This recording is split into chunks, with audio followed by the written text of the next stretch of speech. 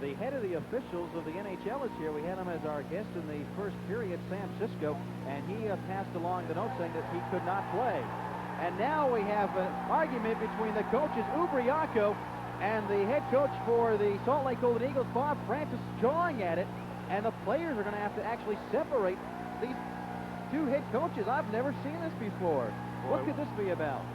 I tell you, we've seen just about everything we could see here between these two hockey clubs. Now, I don't know what that's about, but certainly they're nose to nose over the glass there, just jawing away. And maybe it's got something to do with the goaltending situation. I don't know. I don't know what's going on.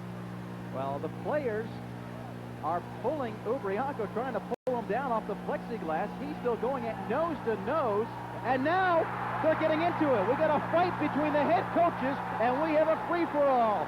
The trainers are involved. This is ugly. I have never seen this. Ubriaco's been pulled down off the plexiglass. I'll tell you, this is... What an interesting turn of events as they are wheeling the goaltender off the ice. Boy, oh boy. There's a lot of bad blood between these two teams. It's just, you know, the game is going along at a decent clip. There wasn't really much going on, and it's really unfortunate that it has to get something like this.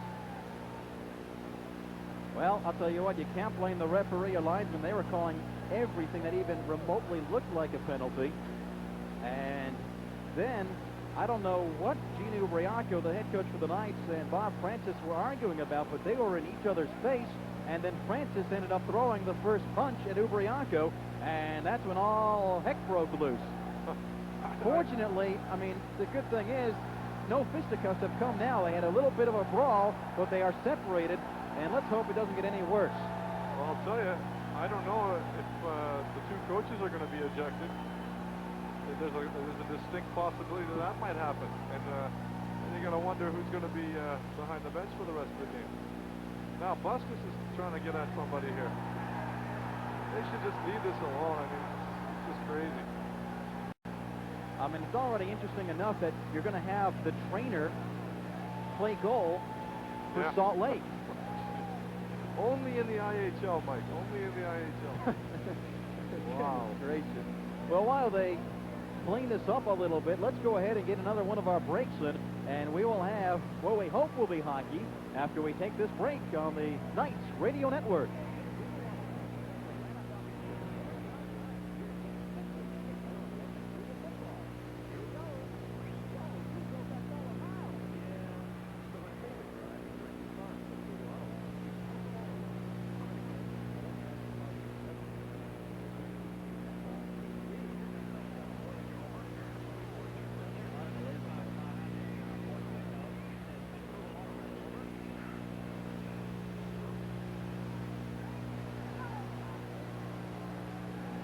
Well, they have security down by the benches. And the guy that, the man that we talked to during our first intermission, Sam Cisco, who was in charge of the NHL referees, he is down there talking to the head coach, Francis, and they are getting into it a little bit, a heated argument. Apparently, Francis wants to use Pefilov, but he can't. And we have some Knights headed to the locker room. Rivers. As well as Gene Ubriaco. Gene Ubriaco thrown out of the game. Ken Devil is going to be so upset that he missed this. I'll tell you, I don't know who's going to go behind the bench here. I think,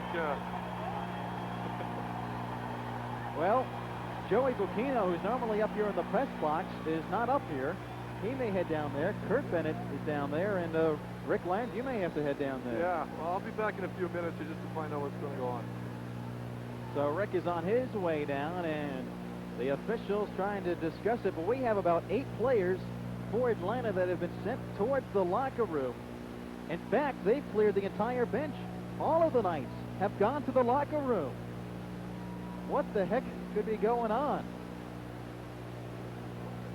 Well, let's go. Let's put the headsets on our producer, Mark Miller. Both teams are headed to the locker room. We may have a forfeit. The fans now starting to litter the ice. And, hey, Mark, have you any ideas what's going on? I would have to think that they're forfeiting the hockey game right now. Sam Cisco is probably the only person besides that's up here, and Richard Adler, the GM, that know exactly what's going on. And this is pretty much a disgrace, the fans throwing things, because they don't. There's no need for that. Because Trevor